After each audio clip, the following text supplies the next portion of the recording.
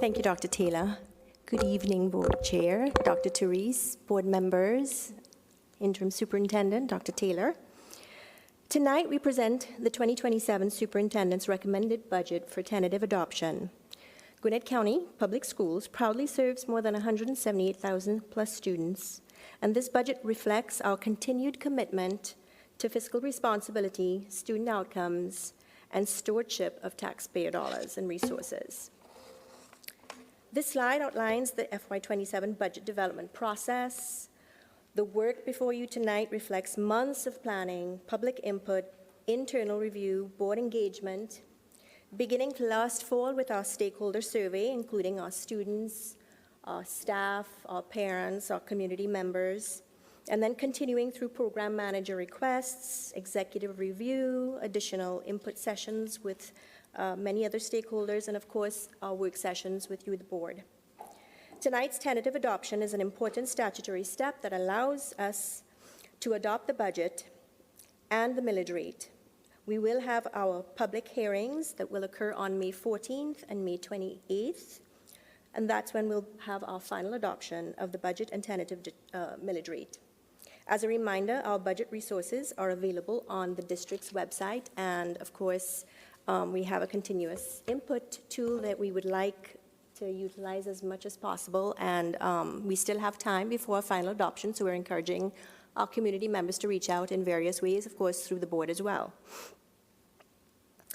At a high level, the FY27 budget is balanced, reduced, and fiscally sound. We're returning savings to the community, not increasing the millage rate, and making targeted investments in students and staff while reducing central office costs. If you recall from our presentation in March, we really walked through the efforts by many of our district leaders in terms of ensuring that we found ways to reduce costs and save as much in the operating budget as we possibly could. Of course, too, our enrollment trends are managed, and of course, allowing us to focus resources intentionally where it needs to be on strategic priorities informed by our stakeholder input. This slide we'll spend a little bit of time on. As you know, it is the all funds consolidated budget. So this is the overview of the FY27 budget that is required for tentative adoption and final adoption. The total expenditure budget shown under the consolidated funds column for FY27 is $3.53 billion. As you recall in our previous presentations, this reflects about just 0.14% reduction from the FY26 amended budget. So it's a reduction in the overall budget. 0.14%. The FY27 budget is a budget that is balanced. Again, it's maintaining stable reserves. We are not including a millage rate increase, and it supports the targeted investments while still implementing our strategic reductions. Under the general fund column, remember this is our operating budget, the total expenditure budget is $2.88 billion. This includes about $2.4 billion towards instructional services, or almost 82.3%. That includes direct instruction, of course, our teachers, our subs, our paras, our tech specs. It includes our student support services, things like nurses, psychologists, therapists, social workers, or parent coordinators. That's all under that function. Media services, of course, our school library programs, and then our technology training. And then, of course, our school administration, so our principals, our APs, that's all in the instructional area.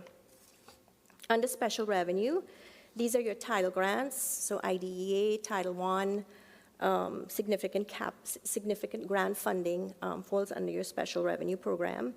And just as a reminder to our public, on our district's website, we have obviously the navigation tool that will take you directly to these functions where you can actually see very detailed information about each instruction, student services, pupil services, and read, the point system as well as key information about these functions. So it does dig a little bit deeper. And then, of course, we had our capital plan presentation this week in the work session. This is the estimated budget for the Capital Projects Fund. Debt service, enterprise services, this is that $140 million, that's what we're estimating for our school nutrition program, so the child nutrition program funding. And then, of course, under internal service funds, about $15 million in areas such as workers' comp, our risk management program, print shop. All of these are covered under internal service funds. For FY27, again, with our property tax millage rate, we're especially expressing the fact we're not increasing it. Over the past several years, I think GCPS has really made a concerted effort to make reductions and reduce the millage rate by 1.7 mils. Of course, while still reflecting disciplined financial management and inflationary pressure during that time. This approach limits the impact of raising property values on taxpayers while still ensuring that we can deliver high-quality educational services. Gwinnett's millage rate remains still competitive among our peers at 18.7 mils for our maintenance and operation and 1.45 for our debt service. And more information, again, in our budget information resources are available on the website, especially around pages 14 through 20, which covers a lot on our property taxes.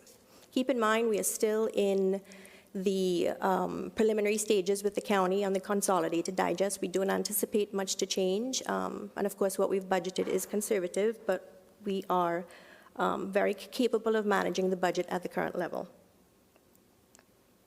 This budget includes $18.4 million in central office savings achieved through without compromising any impact to student services. So nothing was cut or reduced or even touched in terms of our school-based programs and school support programs, only central office. We eliminated about 70 vacant and non-essential central office positions, generating about $7.5 million in savings, and then, of course, achieved $10.9 million through non-personnel savings, so efficiencies across our various divisions. These reductions reflect, again, our commitment to doing more with less and prioritizing classrooms first.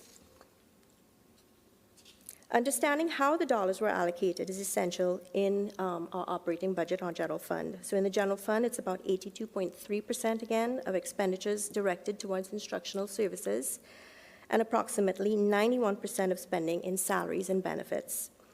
90% of our staff are school-based, and this, of course, is general fund, with only about 10% in central office functions.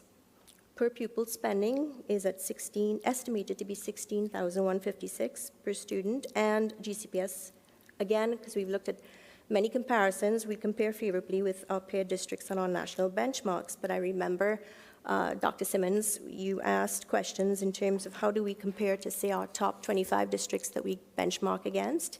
And so this was the analysis and information we've gotten today from these districts. As you can see, it is ranked by the highest in terms of percent dedicated to school-based positions, starting with Fulton County at the top, and then Gwinnett County.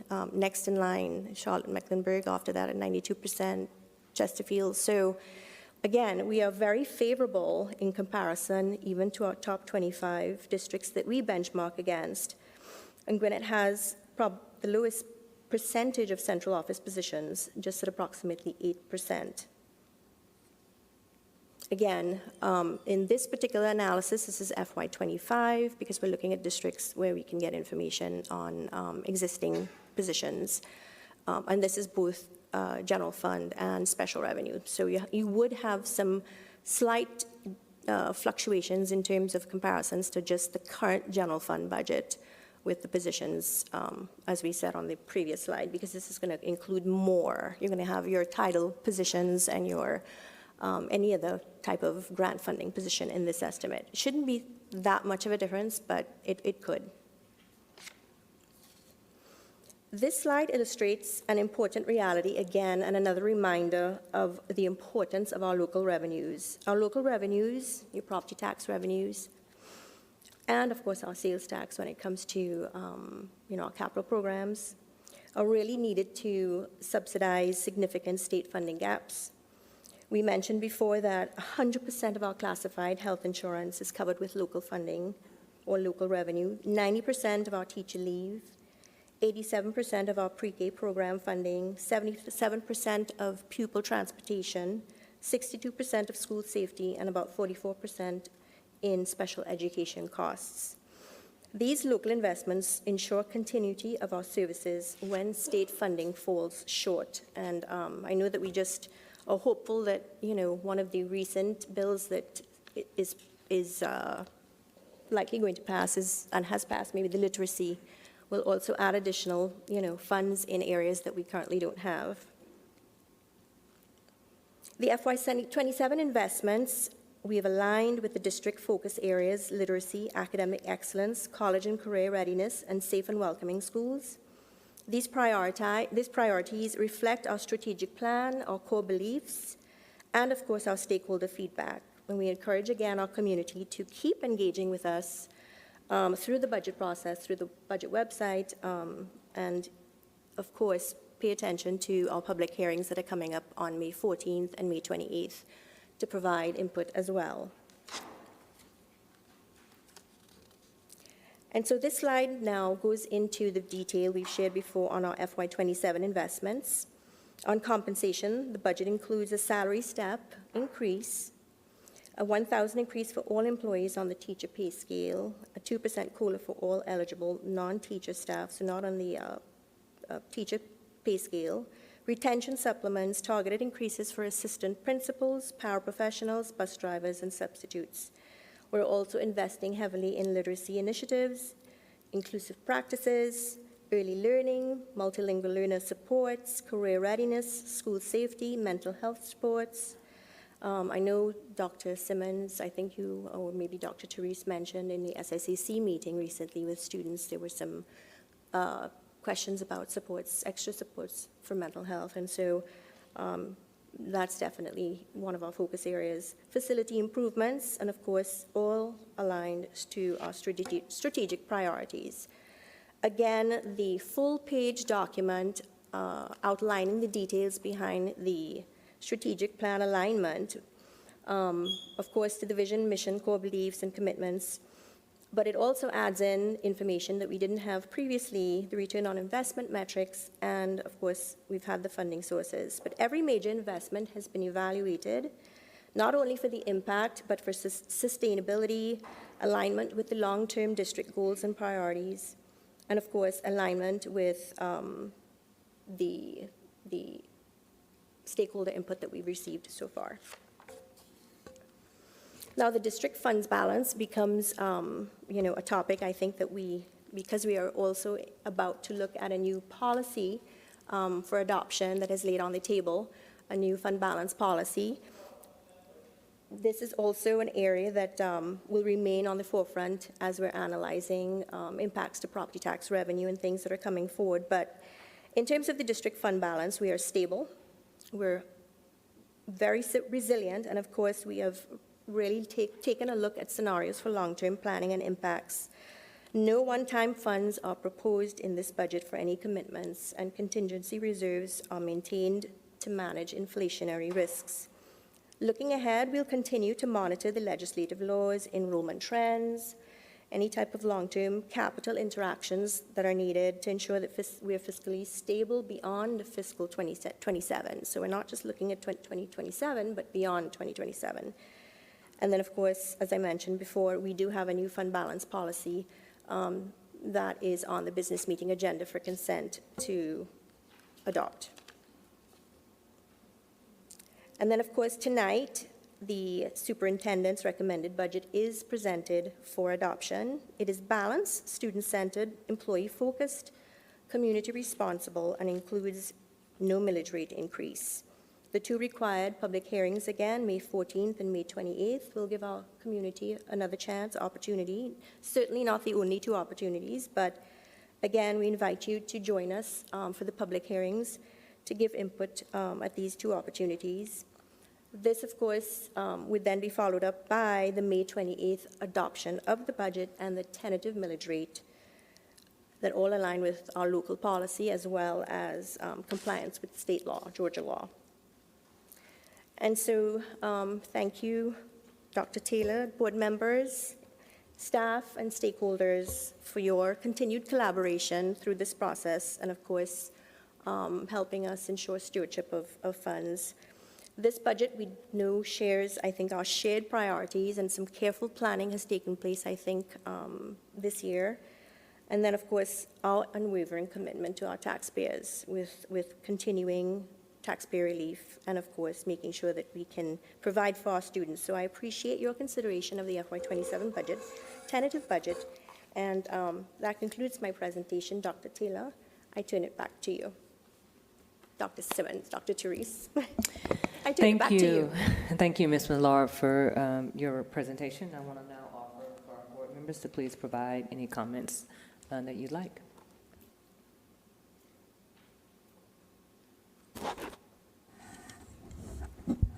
Thank you, Chairwoman Dr. Therese Johnson-Morgan, and thank you, Chief Millard, for this presentation. I heard this theme of encouraging stakeholders to continue engaging. We are in the middle of the budget process, adoption anticipated May 28th, and then with the opportunity for first public hearing May 14th. I have two questions, and one of them is around the Metro comparison, and this is more of a comment than a question. As we look at Metro comparisons with the teacher salary scale, as well as bus managers, athletic coaches, paras, so all of our teachers and staff, if we could see how we're compared to other Metro Atlanta, that would be, I think, really helpful for the community. I see where we have a Metro comparison for central versus school-based positions for FY 2025, but I think it'd be helpful. The community would like to see that comparison for teacher salary scale and how we compare with other Metro districts so that we can just see it. And then secondly, around slide 4, and we talked about this on Wednesday at our work session around our ability to create a publicly accessible report that connects, and this context was around capital projects, but also want to know if there is a publicly accessible report that connects how our dollars are allocated for each school and for each dollar for our community to access. It is in process. It's not currently on the website yet, no, but it's being worked on. We have it internally, and I think some of the feedback yesterday that was given in terms of what we would want to see on the capital project side. We've had some ideas that we've thrown around in terms of, we know our OpenGov solution does some really dynamic things and would work, I think, very well in this case. So I think versus, our internal financial systems can also produce, dashboard reporting and things of that nature, but we really want to make it very interactive. And so I think we have an opportunity to explore more of that side to kind of frame a little bit more of what I think the public might want to see. So yes, it's in process, and we're kind of excited about the work that we're doing behind the scenes. Yeah, thank you, and I appreciate the team's work on that. That is something that we are, I'm excited about. I know stakeholders have shared that they are excited and wanting to see this database or this report. Do you have a timeline that we can share with the community? The timeline has already kind of passed. We said by March, because we want to be able to at least kind of have a little kind of demo of it out there with the board first, make sure that, we're meeting the mark in terms of what we think, you want to see, and then certainly what we might want to recommend. But what I can say is because we're now comparing like two systems, we're hoping at least by the end, maybe the end of April, beginning of May. So it should be very soon, but we'll have some prototypes for you to review soon. But we want to have it on the website before the end of the fiscal year. Okay, thank Definitely. you. Appreciate it. Thank you, Ms. Stewart.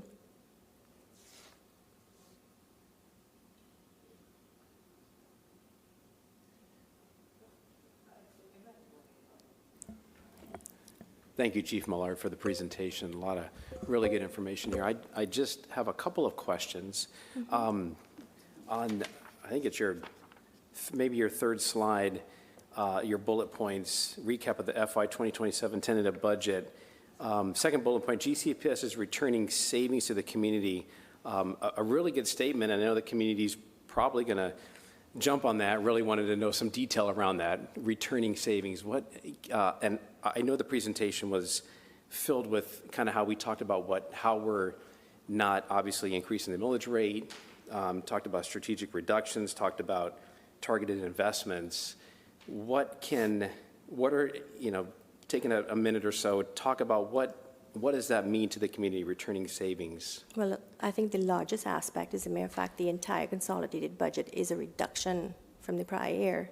So we're not, even though it's 0.14, but on 3.5 billion, that's a significant savings that you're returning, because your budget is reducing. You're reducing your budget, and hopefully, as time goes by, depending on, some of the things that we're doing, I think strategically in many ways, we'll be able to find other ways to offset budget,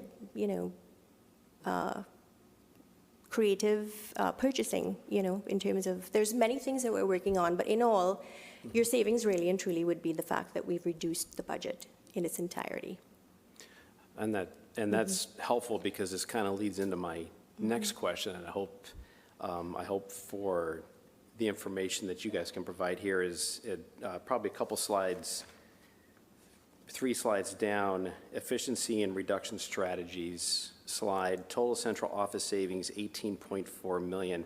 I would love, if you can, provide the board and even the community some more level of detail as to where those savings really came from, if you can.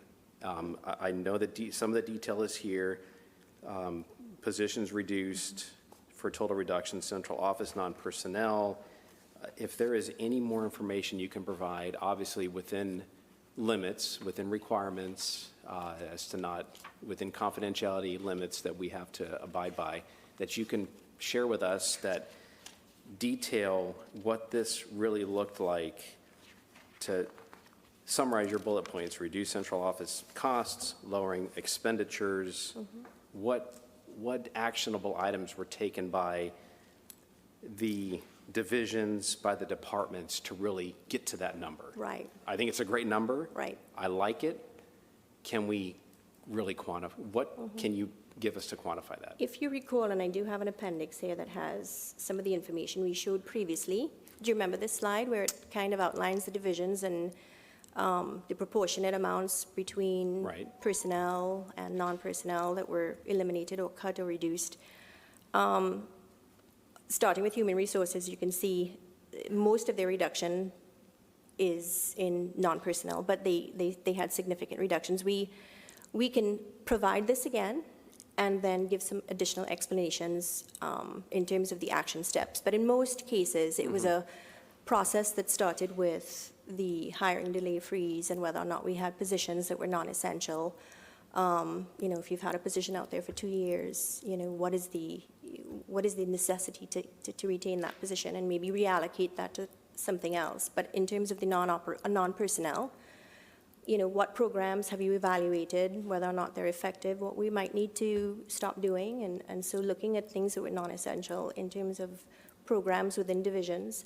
That was a step as well, and that's something that we will continue to do and should be continuing to do from year to year, in terms of even looking at things of, how to create more efficiencies, and we had a lot of that as well in terms of the process. Consolidation of software systems, so you didn't have a lot of duplicative, overly, I would say, even burdensome in terms of tools and resources. So consolidation of systems, softwares, and really creating efficiencies as much as possible was also a part of this as well. Excellent. Okay, thank you.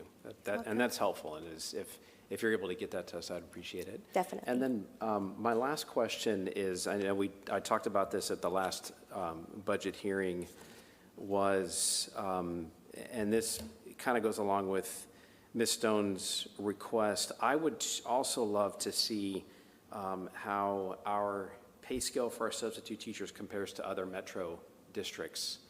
in the area, and even across the state. There's been a lot of, I've gotten a lot of calls and a lot of emails about our subpay, and I love the work that we're doing around the incentive bonuses that we're doing for our subs. But I think to attract good subs, I know we did some great work coming out of COVID to attract subs, but I know there was also some work that we did there to get folks in the classroom to help with that, so to help with teachers that didn't want to come back, or teachers that went to other districts, for in-person instruction. I'd love to kind of see what that looks like. Chief Harden, do you want to add any context?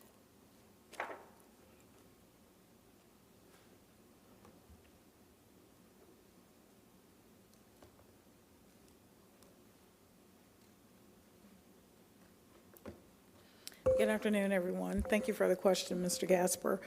The teacher salary, how we align with other metro districts, Gwinnett falls around the middle of all of the districts in the surrounding area. We can provide you, we have provided in, I well, really you spoke about substitute, yeah. teachers first. Okay. Yeah. Well, you had spoken about teacher salaries as well, so I was going to address that and then the subpay. So we can provide you with a snapshot of how we look in comparison to other districts here in the metro area around teacher pay. And then the subpay, we really don't have a significant issue around recruiting and retaining substitute teachers. We currently have about 4,000 subs on board with GCPS, and we're running about a 90+% fill rate with subs. So we're in really good shape. We did want to address the fact that their rates had not been addressed in some time, which is why we increased the incentive pay around how many days they're picking up over a certain period of time. And I think that's very helpful too. And I know some of the only reason for the question is I've gotten some feedback from former retired GCPS teachers who have returned to the classroom as substitute teachers, which I think is fantastic. It shows their continued passion to be back in the classroom, to be in front of our students, to just stay connected to the profession, and just obviously want to incentivize them to keep them there. They're tenured, they're educated, they have the credentials to be in the classroom, do the very best work for our students, and just want to make sure that we're providing them the very best that we can. So the incentive is fantastic, and I always want to make sure that we're competitive with sub pay. And I know our numbers are great, our retention rate is good, our fill rate is really good, and the numbers show themselves during our HR presentations at our meetings. So again, it's always on the forefront of my mind, and I know it is on yours as well. And as long as we're reflecting that in our budget numbers, that's important to me. Absolutely. Thank you. You're welcome. Thank you, Chief Harden. Thank you so much, Chief Millard, for the presentation and for continuing to enlighten us on how our budget dollars are being proposed to be put to work. I do want to run through a list of questions.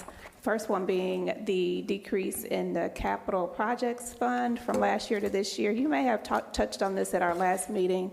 I see there's a decrease of 20.7%. Can you just share again the decrease there?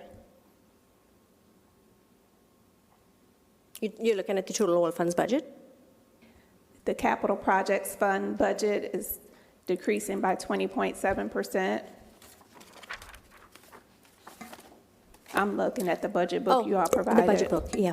I think what you're referring to, yes, is when we showed the changes in the actual budget, yes. The changes from last year to this year, correct? A lot of that is due to the fact that we're not building another school right now. So we had obviously a significant budget because of the Murphy Middle School.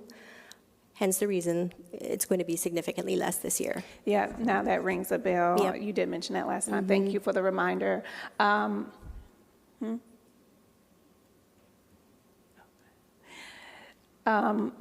of the pieces of feedback from our Student Advisory Council was more investment in mental health supports and staffing.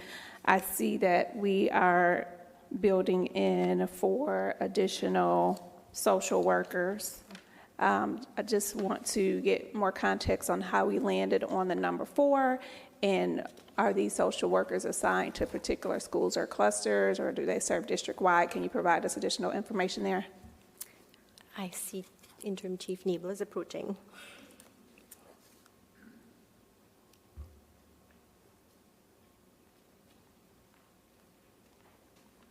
Hey, good afternoon.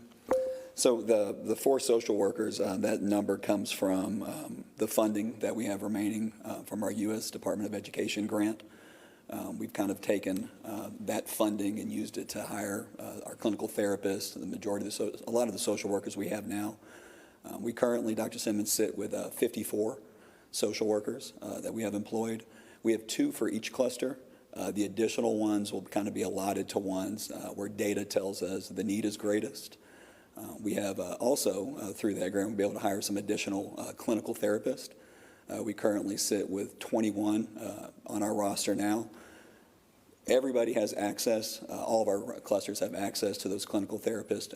We try to house them in the clusters that have the most need, but obviously there's a need in all clusters for them. We do anticipate, we're kind of in that process of interviewing and hiring now. We do anticipate being able to add approximately 4 to 5 more of a clinical therapist as well. Can you share what their responsibilities are, clinical therapists? Yeah, so when we think about trauma-informed work, a lot of that lands in their court, right? So when our counselors and our social workers recognize that trauma in our students, they provide referrals out to those clinical therapists. Obviously, they work with the families of those kids, and we connect those students with those clinical therapists. So they kind of take that next level of work that our school counselors, it's not in their purview. So I may have missed your mention here. Did you say how many clinical therapists we currently have and how many more we're bringing on? Yes, I am. Currently, we have 21. Began the year with 17, have added 4 for the 21 that I spoke of. And right now we're in the hiring process. We're thinking 4 is what our budget's going to be able to afford, which would take us up to approximately 25. Thank you so much for that information. I'm glad to hear that we are putting our dollars behind some initiatives that our students uplifted at the last Student Council. My next question is around,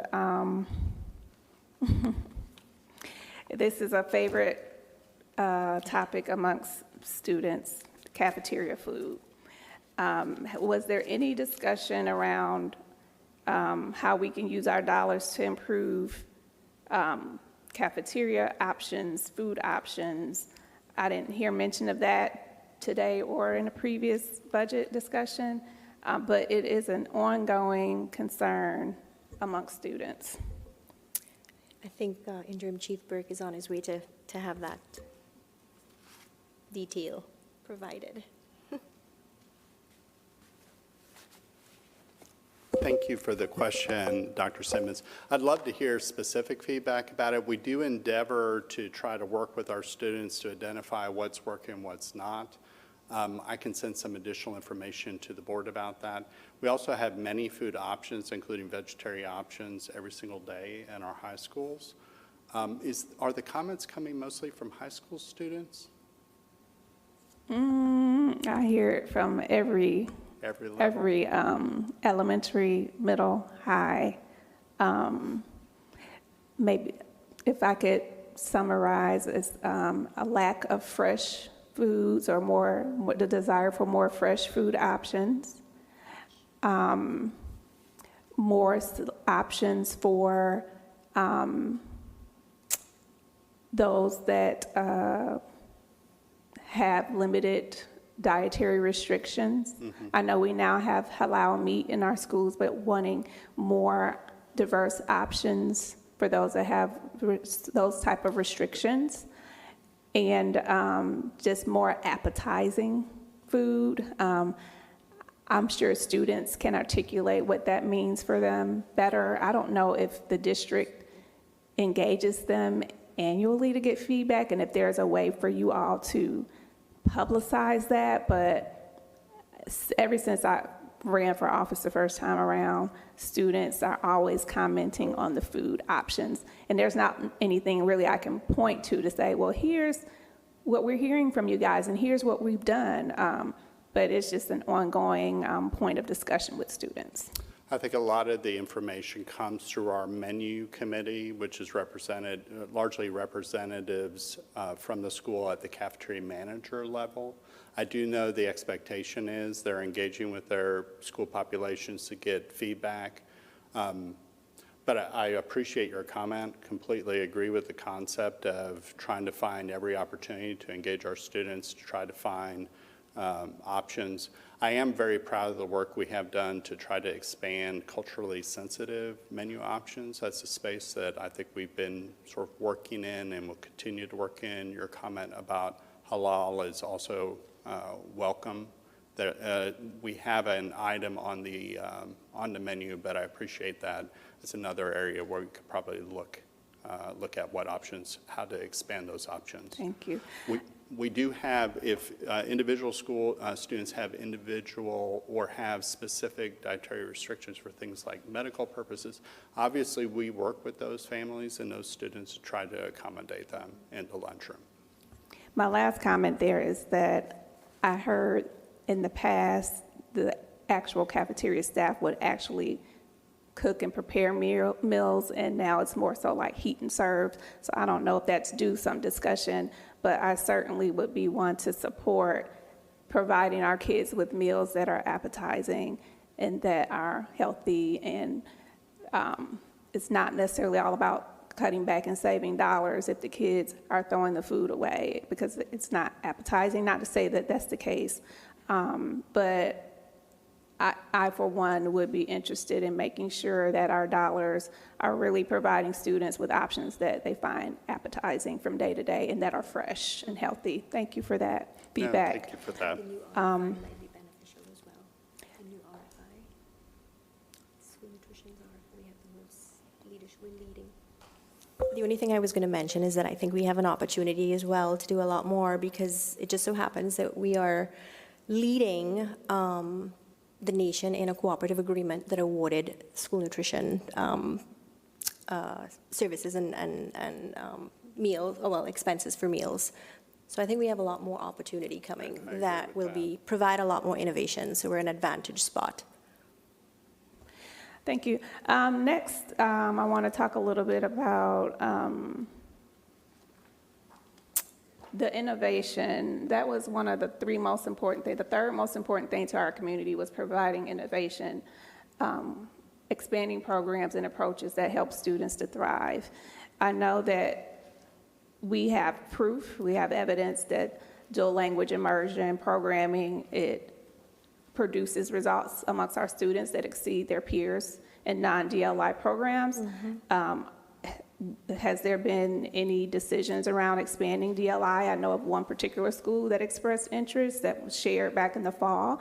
Is that an innovative program that's being expanded with this budget at all?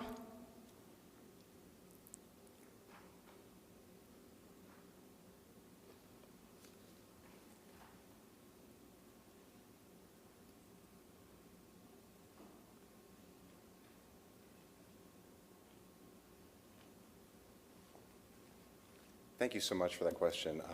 I can't speak to whether it's included in the budget itself, but I can speak to the fact that we are receiving interest from schools. We do have a process in place whereby we can ask our school leaders if they're interested, and then we can help work with the CSTs to review whether or not that's a great place for a dual language immersion school. That hasn't been sent out recently, but it is something that moving forward, if it's something that the board would be interested in, that we could pursue. Okay, I'm a little perplexed to hear that because I know I shared with the district one specific school that expressed interest last year, and it sounds like there's been no headway, and when I say headway, it doesn't mean the district is gonna leverage it, but at least, okay, where are we, what did you decide, and why?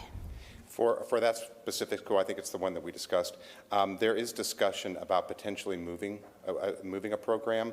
That's not at a place where the decision's been completely made yet, but it is something that we're working on. And that school that I know was discussed earlier is a school in consideration, the first school in consideration. I'd just like to know that the voices of our communities are being heard. There was expressed interest that included interest from the principal, whether or not the program is able to be implemented.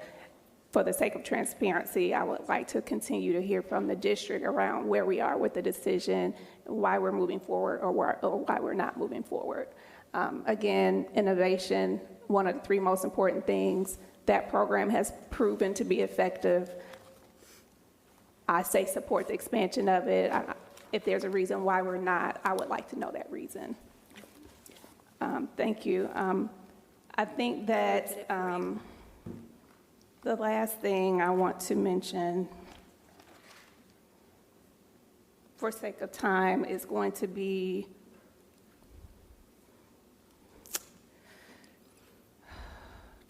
around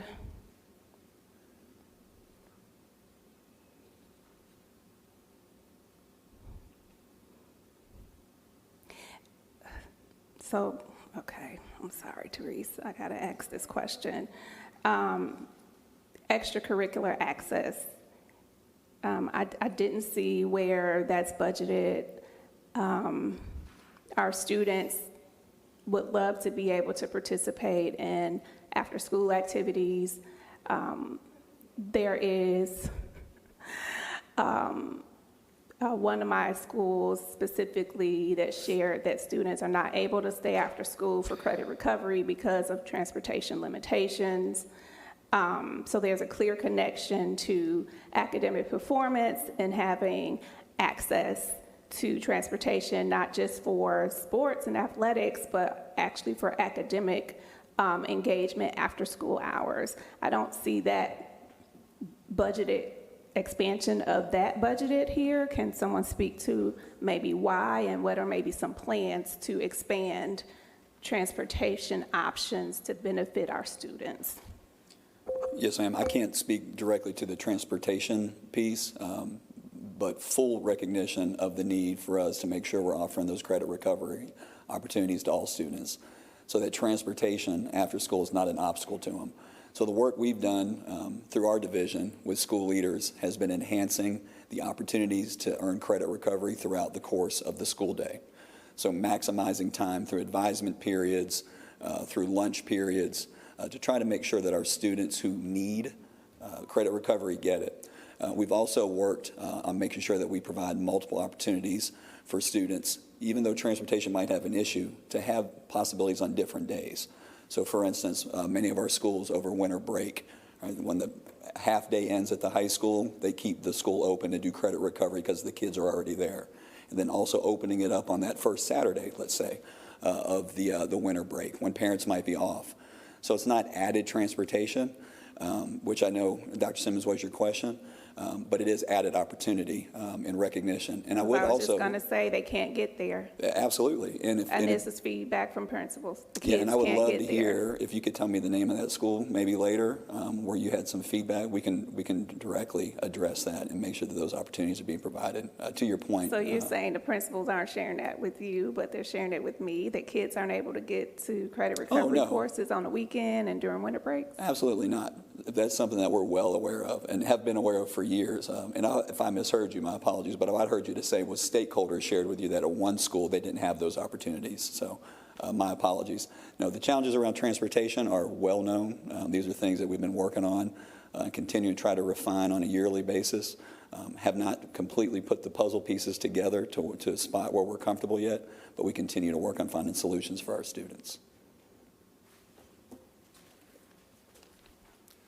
I do know we have tutorial programs that we do provide a transportation sort of end of the day sweep bus, for lack of a better term. We did look at this idea of trying to add a tier to the transportation. We're really not structured right now to do that, meaning shops aren't open, safety personnel aren't available, dispatch isn't available, so the core other facilities. But we are looking at how to try to add it has to be targeted because we can't do it district-wide, but how to add what I would call a fifth tier. And what do I mean by tiers? We have, bus drivers do essentially 4 things every day. Pick up high schools, drop at the first elementary bell, second elementary bell, and then fourth tier is middle school. So it would necessitate for those drivers or select drivers to sort of circle back and do a final tier. Those support mechanisms are missing today. The other thing we have to be mindful is that driver has to be back at their bus at 5:30 in the morning the next day. So we're trying to find solutions, and it is something we looked at this year, that try to accommodate expansion within the existing resources, meaning not expanding fleet or number of drivers, just adding hours to drivers.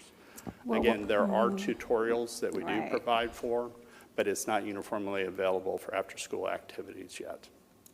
Well, as you know, one of our commitments as a board and one of our core beliefs is leading with students top of mind, putting students first. And this is something I'm hearing from students is they want more access to extracurricular activities. Academically, students need to have access to credit recovery. I like the innovation in this budget that's being brought forth around the literacy initiatives and trying out different things there in different schools. I would like to see some intentionality around how we might leverage dollars to expand opportunities to students around credit recovery and extracurricular activities. I think when it comes to credit recovery, we may need to be targeted in where that support starts. And we could just look at which schools, need the most support academically. But I would like to see some dollars dedicated to this. I'm not seeing it today, haven't seen it in previous budgets. It's continuing to just be a growing concern. I know it's not easy work because we have a limited amount of dollars and trying to figure it out. That's why you guys get paid the big bucks to figure it out. So I just would love to see some more thought there. Thank you. No, I appreciate your comments very much. I will say the transportation modernization effort we do have in the budget is going to help us with efficiency. And the hope is that will build some efficiencies that we can reallocate resources, because when you're able to better manage your resources because you see them real time, it's just going to result in a much more effective, efficient system. So very well could be that we're going to see savings there. We fully expect to, and maybe those are some dollars we can repurpose and maybe add some. Really need to look at how we're shifting our budget, are creating shifts, I should say, for the support functions that make bus drivers, that support bus drivers. Again, we have to have dispatch and safety response people, but it really gets into maybe creating opportunities for shift work or moving times and schedules to try to manage that. All right. But I appreciate your comment. Thank you, Dr. My last Simmons. question, I'm going to hand it over to Therese because I'm sure she's going to follow up on this. Oh, goodness, I'm sorry. It's going to be around trailers. I don't know if there's a budget item aligned to removing trailers, but that is where our board would like to see some movement, is getting rid of trailers because we're putting students back in the schoolhouse for safety reasons. So I'll stop there, but wanted to get an update around that as well. So that is one of our focus areas this year, Dr. Therese. It really is a partnership between facilities and operations, which sort of manages maintenance of those trailers, and our school improvement and operations team, sort of looking at how we're managing and measuring capacity. So we have systems that are more consistent school to school based upon the needs of our students. And that way we can be very targeted, especially when we're in there doing redistricting and trying to focus in on removal of trailers. So that is a focus area this year, sort of a utilization study to make sure we fully understand the needs and where we could tighten up based upon the current inventory before we get to redistricting, which is the next step in the solution.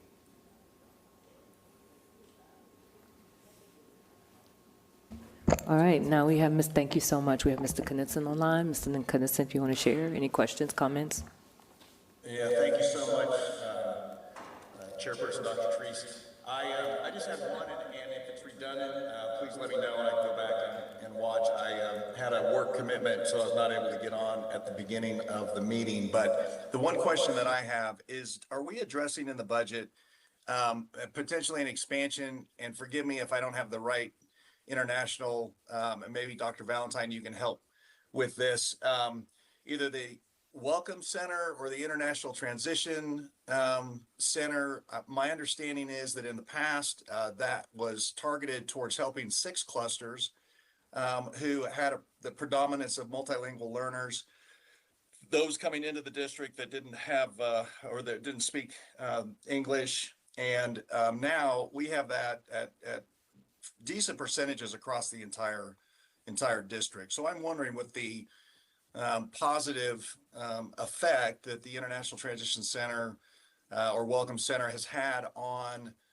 those students coming in and those limited clusters, if in fact, since the MLL area is one of those places we need to close some gaps, is there any consideration in this budget to expand the ITC to be able to help students in additional clusters across the county?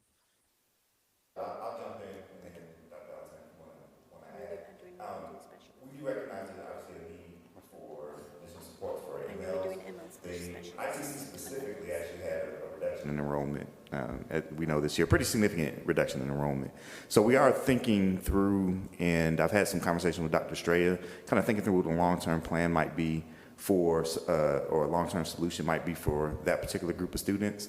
Given what Dr. Simmons just lifted, it also presents a challenge because we do utilize trailer space for that program. And so we do need to be thinking about what long-term solution looks like that's not dependent on a trailer. So right now, the numbers really don't justify an expansion.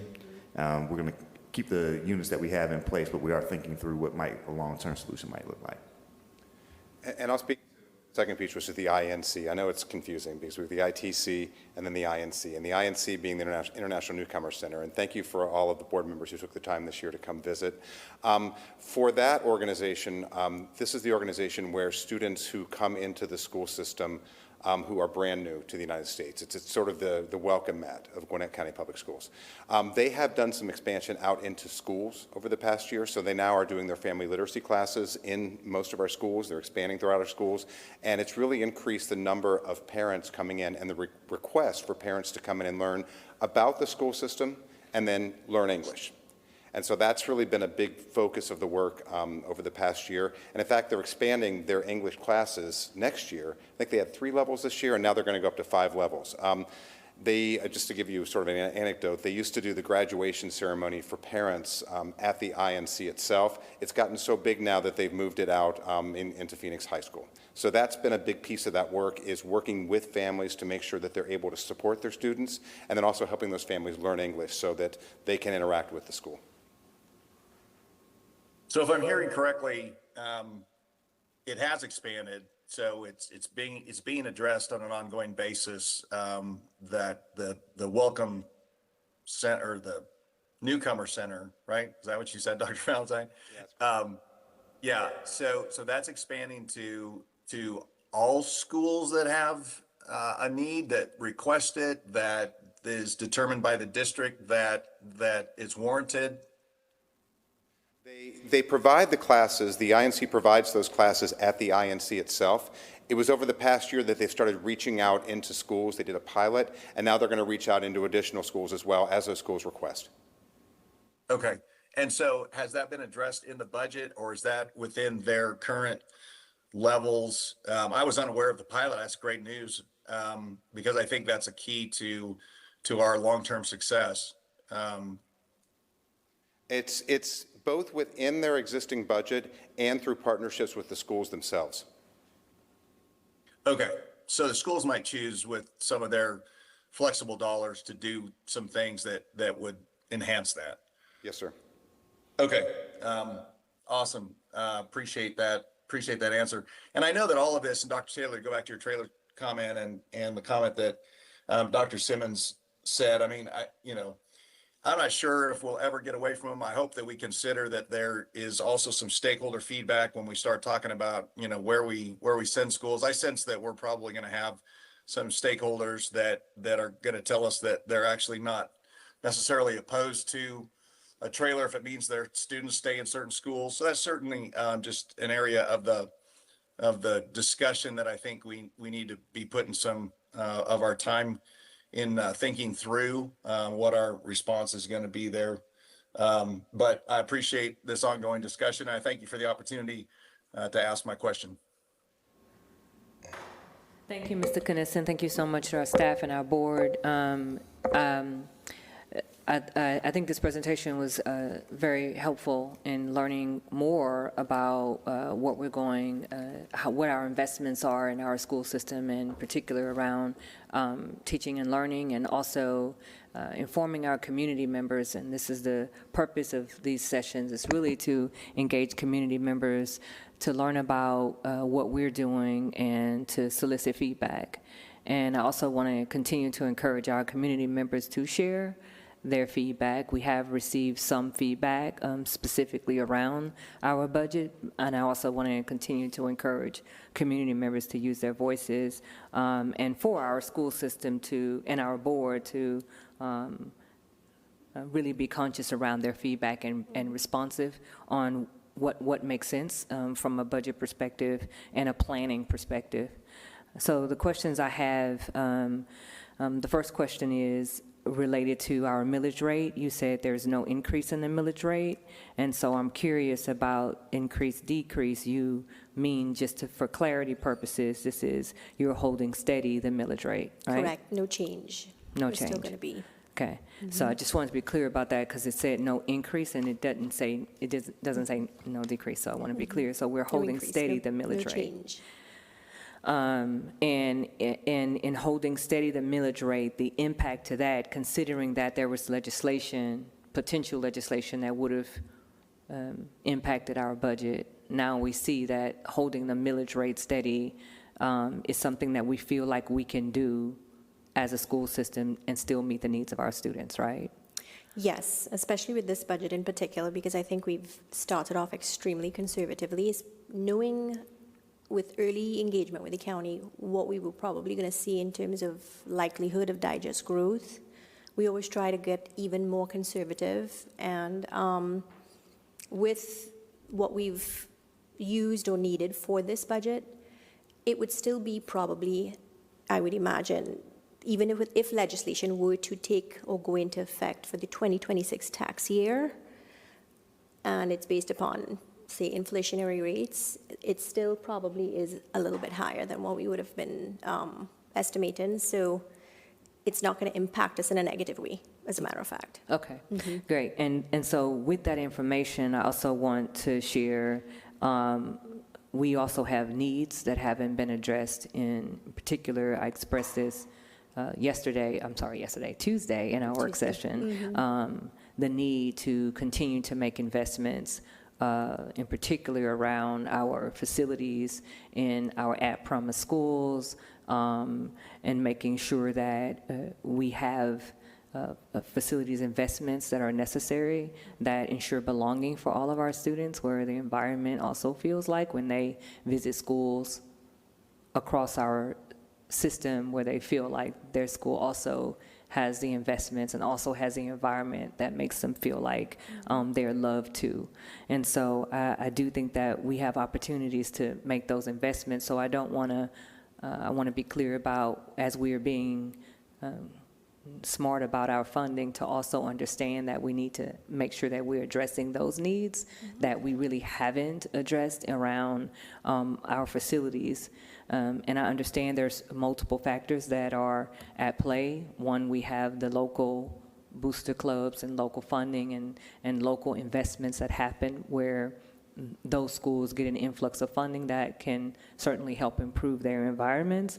But then how do we make sure that the students and the communities that can afford the fundraising or the booster clubs or the PTAs, that they still aren't left out? And so what can we do in our budget to make sure that even though we're holding steady our millage rate, that we're still making those investments to ensure equity in the facilities in particular of the schools that can't afford to be able to fundraise to make improvements to their facilities. So the next question I have is, you have a per pupil expenditures versus per pupil funding from the state. What is the difference between the two? So our expenditures, I think you have about 16,000. What is the difference between the expenditures and the state funding? This is the slide 7. 16,156 is the per pupil cost for our general fund budget proposed for FY27.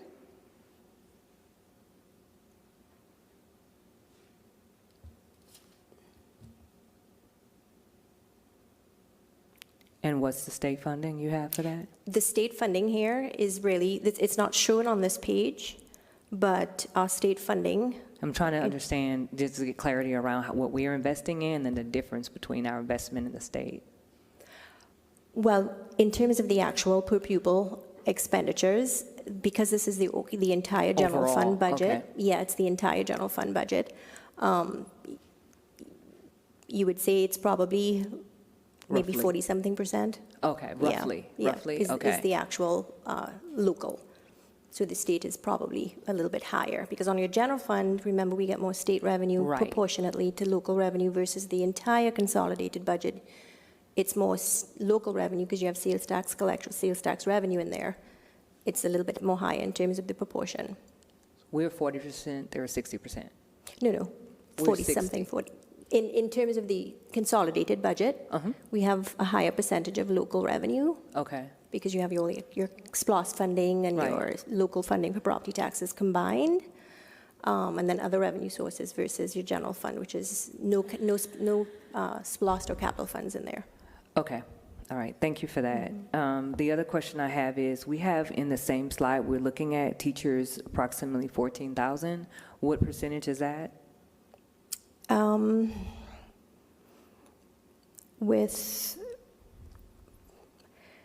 We're probably about 24,000. So a little bit over, maybe 50-60%, 60% in terms of the actual staff. Okay, Well, full-time staff. yeah. You might We- have a we little have bit more- more with like temporary and things of that nature, yes. Right, we have one more presentation, right, I think? We do. No, We- no, We have we have one more session, yes. Yeah, And yeah. We have 2 public hearings. no, yeah, that's what I mean, yeah. And so I Yes. guess what I'm. 2 more, 3 yeah, more, actually. Yeah, I think it would be helpful to maybe. that in there. To break it down where it's clear around local investment versus state. It might be important for some members, and also percentages to be consistent around our teachers. And I'm also curious also around the ESPs, like what's the percentage of the budget around our bus drivers, cafeteria workers, custodians, paraprofessionals. That might be, if you can, Yes. something that could be Yes, helpful. yes. And then the next question I have is, we have a 2%, okay, so here's what I'm super excited about. If we can go to slide number, what is that? Yeah, there you go, thank you. I think that's slide number 11, and if you look at the 2% cost of living increase here, this is for all eligible employees. This is from the state. Can you talk a little bit more about the? No, that's actually from your local revenue. Okay, that's great. Keep in mind, even with state revenue, particularly for general fund, it's about 70% state versus 30% local. So anything above what we currently have in terms of what's proposed here is your local revenue. So I do want to commend our district, in particular, when we look at this slide, around the investments and really listening to our teachers. Oftentimes we hear, and we have meetings with our teacher groups, and they talk about pay and increase, and not just the teachers, but going beyond them, going to our substitutes and our bus drivers and our paraprofessionals.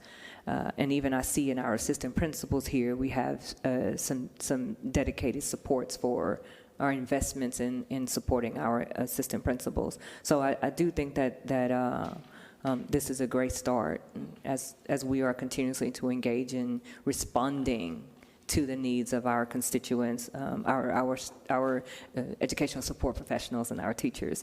So I do want to commend the district for making sure that we are increasing. Again, it's $1.50 per hour is not, we're doing the best we can, but I think the steady progress around investing in the salary increases are certainly helpful.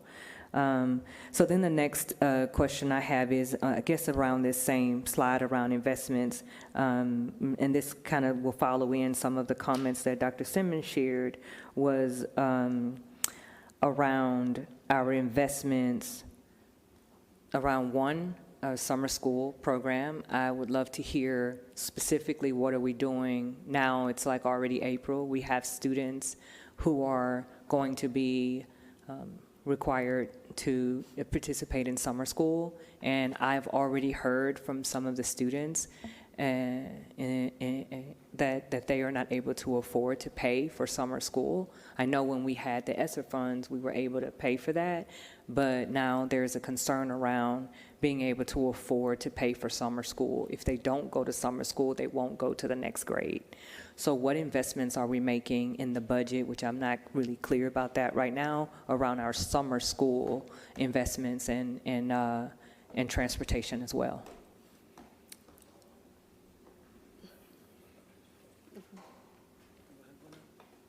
Summer school? Yeah.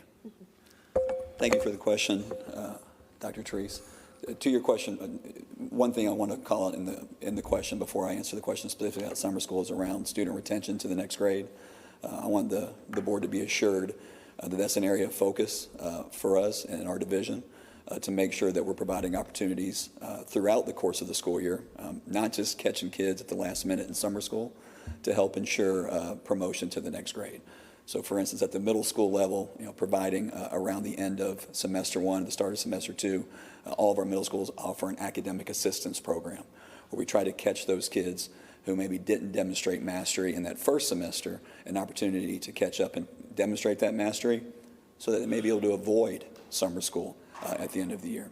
That's not happening for some of these kids. A lot of them have missed school. We have really, I'm just going to be really specific around some of the challenges that we have in District 5, which is a high immigrant population, MLL population, lower income population. Most of the prominent schools are in District 5. And so we have some unique challenges. Amongst those unique challenges also include high absenteeism. That's not helping with this. And so I think the issue is they'll probably have to go to summer school. So Sure. the specific question is, for those who have to go to summer school, they can't afford to pay. How are we investing in summer school for those kids who need So it? for our K-8 students, it is paid for, right? So for our students who are grades K-8, there is no charge to summer school. Many of our local high schools offer in-house summer school as well. Those are typically not fee programs. I know, for instance, in District 5, Meadow Creek High School, that's something that they've always provided for their students there to help assist with some of the challenges that you outlined. I know Mr. Burke, I think the question was around transportation as well. I don't know if you want to be able to speak to that. And that's but it. I want you to be assured, though, for our K-8 students, there is no charge. So the interesting thing about that is, even for high school students, when it's a really critical time for them with their GPAs and really trying to, some of them trying to pursue scholarships and trying to get into college, it's really critical that they get the supports that they need to graduate on time and to also have the opportunity to make up those credits that they really can't afford to. So I do think it's important for us to figure out what do we do, especially for the kids who may have, free and reduced lunch, which already indicates a level of need. How do we provide investments in supporting those high school students who need the support? And in District 5, another unique challenge, to segue into what Mr. Burke is going to share, is we have gaps around transportation. We've shared this, we've talked about it. It's one of the major issues we have. So transportation is also going to be a need for students for summer school. Yes, ma'am. I was going to say, often the elementary, middle schools who have title funding will pay for the service. So we do have the service when the schools are paying for it locally. And of course, ESY for special needs kiddos who need to attend during the summer. That really is the service level as it is today. So if a student cannot afford transportation for summer school, they won't, and they won't be able to go. And on top of that, if you have a high school student who can't afford to pay for the summer school credits or the transportation that's needed, they won't be able to make up the credit. Yeah, can't speak to the credit, but the transportation, back in the day, of course, when COVID dollars were Right. available, we had a higher level of service, and that doesn't exist. It's gone back to pre-COVID levels. So you see the connection? Oh, yes. I This do. is the direct connection around the at-promise schools and how we have in District 5 at-promise schools, majority of them there, and we continue to not close those gaps. And this, what we have right here, we've identified a few gaps. A gap around being able to pay for summer school and a gap around transportation. And we know that absenteeism is an issue we have to work through. And it is important for us to do what we can to address those gaps. And my questioning is, when we talk about the budget and investments and having additional funds or flexibility around funds, this is where we can look at how do we then utilize those funds to close the gaps. If not, the gaps will continue as they have over time. They've continued to be present, and I'm wondering what can we do in our budget to help close those gaps. And maybe you can't answer that all right now, but these are things I'm bringing up as considerations from feedback. And then the next thing is I want to follow up again on Dr. Simmons's point around sports, athletics, after-school programming. That's something, again, this is a general comment, not to answer. I know for the sake of time now, it's like just consider also the fact that we have students who've already expressed the need to want to participate in sports and not have the stigma that they can't afford to be able to pay for their participation in their uniforms. And that, I know we have this policy, or not, I don't know if it's a policy, but we have where if any kid wants to play, they don't have to worry about paying. That's not really communicated in a way that I think could really help support our students. And there comes a stigma with that because it's not really new. It's kind of used and tattered, and then there's a whole thing there. But that was brought up to me, and I do want to just uplift how we continue to consider the children who need the extracurricular activities. That, again, we know the benefits of how extracurricular activities, how engaging in sports, how after-school programs, how investing in tutoring and mentoring, how all these things help to improve the student experience, which also has a direct correlation to academic achievement. And that's what we really want to ultimately ensure, that our kids, all of our students, have the access and opportunity to be able to achieve. And unfortunately, the children who are in areas that are lower income areas, the children who have different challenges around language, they don't have the same access and opportunity. And that's where the gaps, if they're not addressed, we continue to have to deal with that. So I just ask, again, I mentioned about the trailers. I also want to uplift the need for the Berkmar, Meadow Creek, South Gwinnett, the schools with these trailers, that we definitely need to address it. And we know that in particular, I want to, again, highlight to please the need for the removal of the trailers at Meadow Creek in particular, because it's taking up a whole parking lot. It is the ITC. We have reduced enrollment. What can we do to expeditiously remove those and make investments around removing those trailers as soon as we can? I think there is a sense of urgency in many ways, because people who have a need, they have urgency. And there's a continuous need there.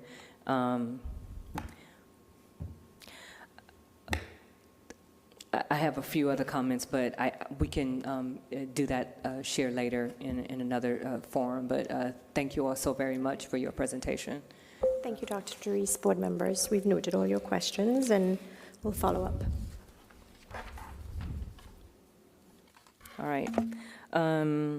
Board members, if there are no further questions, I want to make a motion to tentatively adopt the fiscal year 2027 budget and the total expenditure amount of $3,534,459,092 as recommended by Interim Superintendent Dr. Al Taylor. This motion is made with the understanding that 2 public hearings will be held prior to final adoption, the first on Thursday, May 14th at 5 p.m., and the second on Thursday, May 28th at 6 p.m. Both hearings will be held in the boardroom at the J. Alvin Wilbanks Instructional Support Center. Board members, do I have a motion? Do I have a second? I just made the motion. Is there a second? I did.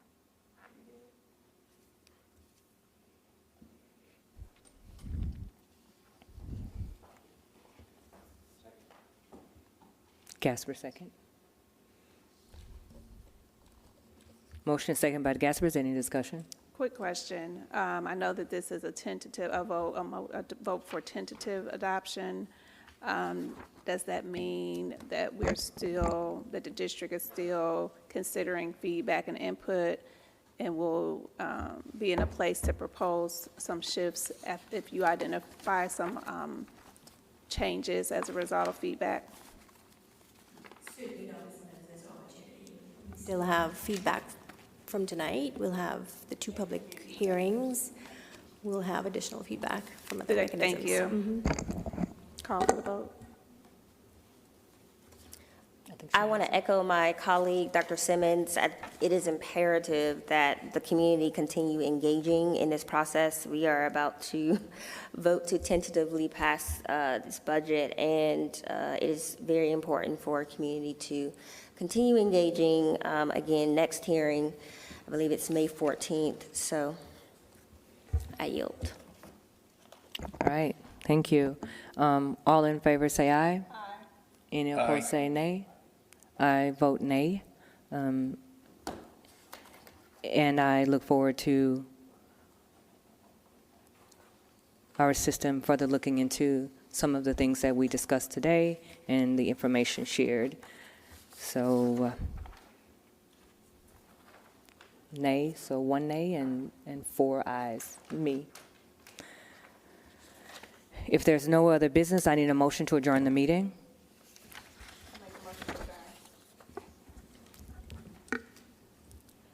Is there a second? Motion seconded by Gasper. Is there any discussion? All in favor say aye. Any opposed say no. It's unanimous. Thank you.